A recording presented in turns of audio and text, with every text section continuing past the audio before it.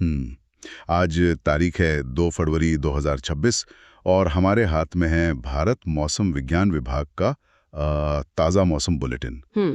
और ये सिर्फ कुछ पन्नों का दस्तावेज नहीं है, ये तो अगले कुछ दिनों के लिए एक तरह से पूरे देश के मौसम की कहानी है। बिल्कुल सही कहा। एक ऐसी कहानी जिसमें ड्रामा भी है, सस्पेंस भी है और हमारे लिए कुछ जरूरी चेतावनियां भी। हाँ, और इस कहानी के आप कह सकते हैं 3 मुख्य किरदार हैं। अच्छा। पहला और सबसे बड़ा किरदार है एक पश्चिमी विक्षोभ जो उत्तर भारत में दस्तक दे चुका है। दूसरा है मैदानी इलाकों पर छाई कोहरे की घनी चादर।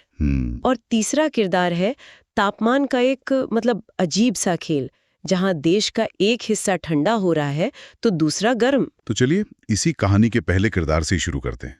ये जो सारी मौसमी हलचल हो रही है, इसकी जड़ क्या है? ये पश्चिमी विक्षोभ आखिर है क्या भला? देखिए, इसे आप मौसम का एक कुरियर समझिए। कुरियर? हाँ, ये एक ऐसा सिस्टम है जो भूमध्य सागर से उठता है और अपने साथ ठंडी हवा और नमी का एक बड़ा सा पैकेज लेकर हजारों किलोमीटर का सफर तय करता है। हजारों किलोमीटर? बिल्कुल। और जब ये कुरियर हिमालय के पहाड़ों से टकराता है तो ये पैकेज खुल जाता है और पहाड़ों पर बर्फ और मैदानों में बारिश के रूप में इसकी डिलीवरी होती है। वाह, ये कुरियर वाली बात तो बढ़िया है। तो इस बार ये कुरियर क्या-क्या लेकर आया है? पहाड़ों पर तो यकीनन भारी डिलीवरी हो रही होगी। हाँ, डिलीवरी जोरदार है। 2 और 3 फरवरी को अगले 2 दिन जम्मू कश्मीर, लद्दाख, हिमाचल प्रदेश और उत्तराखंड में भारी बर्फबारी और बारिश का अनुमान है। और ये सिर्फ शांत बर्फबारी तो नहीं होगी? नहीं, बिल्कुल नहीं। इसके साथ बिजली कड़कने, आंधी आने और 30 से 40 किलोमीटर प्रति घंटे की रफ्तार से तेज हवाएं चलने की भी आशंका है। 30 से 40? हाँ, और ये कभी-कभी 50 किलोमीटर प्रति घंटे तक भी जा सकती हैं। तो पहाड़ों के लिए अगले 48 आवर्स काफी एक्शन से भरे रहने वाले हैं। ठीक है, तो पहाड़ों पर तो भारी बर्फबारी हो रही है, लेकिन यह सिस्टम क्या वहीं रुक जाएगा या इसका असर हम जैसे मैदानी इलाकों में रहने वालों पर भी पड़ेगा? यही तो बात दिलचस्प हो जाती है। इसका असर सिर्फ पहाड़ों तक सीमित नहीं है। अच्छा। बुलेटिन के मुताबिक 2 फरवरी को उत्तर प्रदेश और पूर्वी राजस्थान में भी हल्की बारिश और गरज के साथ बौछारें पड़ सकती हैं।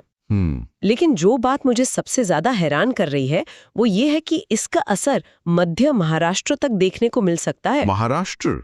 एक मिनट, आमतौर पर पश्चिमी विक्षोभ का असर इतनी दूर दक्षिण तक तो नहीं जाता। बिल्कुल नहीं जाता। यही बात दिखाती है कि सिस्टम कितना शक्तिशाली और इसका दायरा कितना बड़ा है। ये सामान्य से कहीं ज्यादा मजबूत है, तभी इसकी पहुंच महाराष्ट्र तक जा रही है। तो ये कुरियर अपनी डिलीवरी करके मौसम को ठंडा कर रहा होगा, है ना? उत्तर भारत में ठंड बढ़ने वाली है। हाँ, बिल्कुल। पहाड़ों पर जब बर्फबारी होती है तो वहां से आने वाली हवाएं बर्फीली हो जाती हैं। सही बात है। और बुलेटिन साफ कहता है कि अगले 48 घंटों में उत्तर पश्चिम भारत यानी पंजाब, हरियाणा, दिल्ली, राजस्थान, इन सब इलाकों में रात का तापमान गिरेगा। कितना गिरेगा? लगभग 2 से 4 डिग्री तक। तो यहाँ ठंड बढ़ने वाली है। लेकिन मैं ऐसी बुलेटिन में एक और बात देख रहा हूँ जो थोड़ी अजीब है। एक तरफ आप कह रही हैं कि उत्तर भारत में तापमान गिरेगा, पर दूसरी तरफ ये लिखा है कि उत्तर प्रदेश, विदर्भ, छत्तीसगढ़ और महाराष्ट्र में न्यूनतम तापमान 2 से 3 डिग्री बढ़ जाएगा। ये क्या बात हुई? हाँ, एक ही देश में एक जगह ठंड बढ़ रही है और दूसरी जगह घट रही है। यही तो मौसम का कमाल है। ये दिखाता है कि देश कितना बड़ा और विविध है। हो ये रहा है कि पश्चिमी विक्षोभ के बाद उत्तर से ठंडी हवाएं नीचे आ रही हैं। ठीक है। जिससे उत्तर पश्चिम भारत ठंडा हो रहा है। लेकिन उसी समय देश के मध्य और पूर्वी हिस्सों में हवा का पैटर्न अलग है। अच्छा। वहां शायद बंगाल की खाड़ी से या दक्षिण से नमी वाली और थोड़ी गर्म हवा आ रही है जो वहां का तापमान बढ़ा रही है। तो एक ही सिस्टम देश में 2 अलग-अलग तरह के प्रभाव डाल रहा है। और इसी वजह से शायद तापमान का ये फर्क इतना ज्यादा दिख रहा है। मैं यहाँ आंकड़े देख रहा हूँ। आज मैदानों में सबसे कम तापमान रहा पंजाब के अमृतसर में 5.9 डिग्री सेल्सियस। काफी ठंडा। और देश में सबसे ज्यादा तापमान रहा कर्नाटक के कारवार में 36.8 डिग्री सेल्सियस। सोचिए, एक ही देश, एक ही दिन और तापमान में लगभग 31 डिग्री का फर्क। बहुत ज्यादा है ये तो। हाँ, इसका मतलब है कि भारत एक ही समय में 2 अलग-अलग मौसम जी रहा है। एक तरफ जहां अमृतसर में लोग भारी जैकेट और हीटर में हैं, वहीं कारवार में शायद कोई बीच पर जाने की सोच रहा होगा। सही बात है। ये सिर्फ एक दिलचस्प आंकड़ा नहीं है, ये हमारे देश की जबरदस्त जलवायु विविधता को दिखाता है। ठीक है, तो पहाड़ों पर बर्फबारी और तापमान के इस अनोखे खेल की बात तो समझ आ गई, लेकिन जब भी सर्दियां बढ़ती हैं और हवा में नमी होती है तो उसका एक नतीजा हमें सुबह सुबह सड़कों पर देखने को मिलता है, कोहरा। हाँ, कोहरा। और इस बार ये कोई मामूली धुंध नहीं है ना? मामूली तो बिल्कुल नहीं। हम घने से बहुत घने कोहरे की बात कर रहे हैं। बहुत घने? जी। पंजाब, हरियाणा, चंडीगढ़ और पश्चिमी उत्तर प्रदेश में अगले कुछ दिनों तक घना कोहरा छाया रहेगा और इसका असर पश्चिम राजस्थान, मध्य प्रदेश, बिहार से लेकर असम और ओडिशा तक देखने को मिलेगा। और मैं यहाँ जो विजिबिलिटी के आंकड़े देख रहा हूँ वो तो डराने वाले हैं। हरियाणा के अंबाला और राजस्थान के नाल में विजिबिलिटी 0 मीटर। हाँ, 0। 1 मिनट, 0 मीटर? क्या इसका मतलब वही है जो मैं सोच रहा हूँ कि आप अपने सामने खड़ा इंसान भी नहीं देख सकते? बिल्कुल वही। 0 मीटर का मतलब है कि आपके हाथ और आपके चेहरे के बीच जो है बस वही दिख रहा है, उसके आगे कुछ नहीं। अरे बाप रे! नई दिल्ली के पालम एयरपोर्ट पर भी ये सिर्फ 150 मीटर थी, जो उड़ानों के लिहाज से मतलब बेहद खतरनाक है। ये सिर्फ एक आंकड़ा नहीं है, ये एक बहुत बड़ा जोखिम है। ये तो बहुत खतरनाक है। लोग इसमें गाड़ी कैसे चलाते होंगे? तो इसका हमारी रोजमर्रा की जिंदगी पर क्या असर पड़ता है? मतलब सिर्फ सुबह की सैर में दिक्कत के अलावा? इसका असर बहुत गहरा है और बुलेटिन में इसे साफ साफ बताया गया है। सबसे पहला और सीधा असर पड़ता है परिवहन पर। परिवहन पर? हाँ, सोचिए, जब सड़क पर कुछ दिख ही नहीं रहा तो ट्रेनें लेट होंगी, फ्लाइट्स में देरी होगी या रद्द हो जाएंगी। और हाईवे पर गाड़ियों की रफ्तार कछुए जैसी हो जाएगी। सड़क दुर्घटनाओं का खतरा कई गुना बढ़ जाता है। मुझे याद है एक बार मैं ऐसी ही धुन में गाड़ी चला रहा था और सामने से एक ट्रक अचानक प्रकट हुआ। ये सचमुच डरावना होता है। बिल्कुल। ये चेतावनियां सिर्फ कागज पर नहीं है, इनका असल जिंदगी में मतलब होता है। बिल्कुल।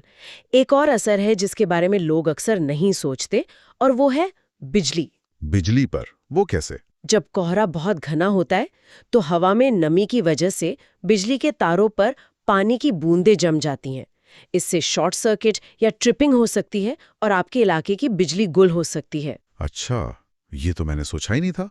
और स्वास्थ्य का क्या? क्योंकि ये सिर्फ साफ पानी की भाप तो है नहीं, इसमें प्रदूषण भी मिला होता है। यही सबसे चिंता की बात है। घने कोहरे में हवा में मौजूद प्रदूषक कण यानी पार्टिकुलेट मैटर वो फंस जाते हैं।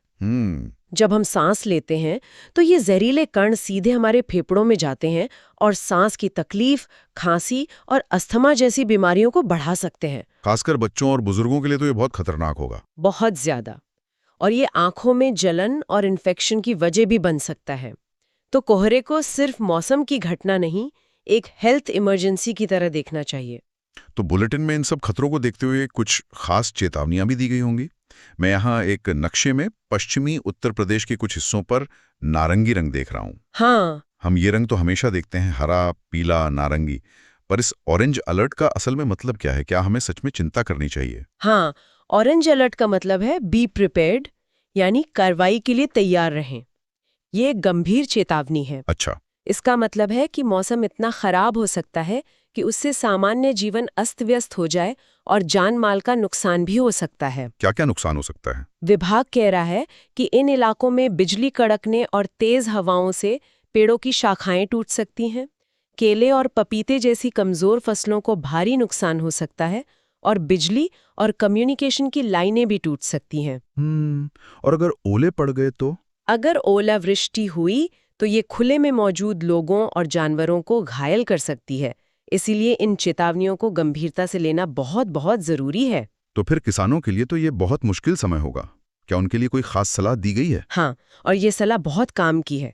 पश्चिमी उत्तर प्रदेश और पूर्वी राजस्थान जैसे इलाकों में जहां ओलों का खतरा है, वहां बागों और सब्जियों को बचाने के लिए ओला जाल यानी हेल नेट्स लगाने को कहा गया है। ठीक है। और जहां तेज हवाएं चलने का अनुमान है, वहां फसलों को सहारा देने के लिए डंडे या रस्सी बांधने की सलाह दी गई है ताकि वो जमीन पर गिर ना जाएं। ये छोटी छोटी तैयारियां बड़े नुकसान से बचा सकती हैं। और हम जैसे आम लोगों के लिए क्या सुझाव हैं? सुझाव बहुत सीधे और साफ है। अगर मौसम बहुत खराब है तो घर के अंदर रहें, खिड़की दरवाजे बंद रखें और हो सके तो यात्रा टाल दें।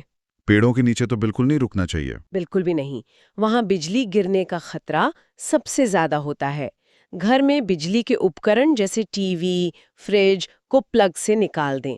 और अगर कोई स्विमिंग पूल या झील के पास है तो तुरंत पानी से बाहर निकल जाएं। ठीक है। अच्छी बात यह है कि मछुआरों के लिए समुद्र में जाने पर कोई रोक नहीं है। तो कुल मिलाकर इस पूरे विश्लेषण से ये साफ है कि अगले कुछ दिन मौसम के लिहाज से काफी घटनापूर्ण रहने वाले हैं। हाँ, बहुत। उत्तर में एक शक्तिशाली कुरियर बर्फ और बारिश की डिलीवरी कर रहा है। मैदानों में कोहरे ने जिंदगी की रफ्तार धीमी कर दी है और पूरे देश में तापमान एक दिलचस्प कहानी कह रहा है। और कहानी अभी खत्म नहीं है। अच्छा? हाँ, यहाँ एक और दिलचस्प बात है जिस पर ध्यान देना चाहिए। बुलेटिन के आखिर में लिखा है कि 2 फरवरी की रात से एक और नया, हालांकि थोड़ा कमजोर पश्चिमी विक्षोभ आएगा। एक और उसके ठीक पीछे पीछे 5 फरवरी की रात से एक और ताज़ा पश्चिमी विक्षोभ उत्तर पश्चिम भारत को प्रभावित करेगा। मतलब एक के बाद एक।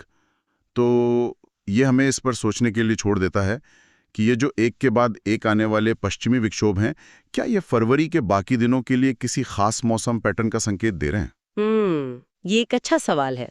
कहीं ऐसा तो नहीं कि ये सिर्फ एक हफ्ते की बात नहीं बल्कि पूरा महीना ही ऐसे सक्रिय मौसम वाला रहने वाला है?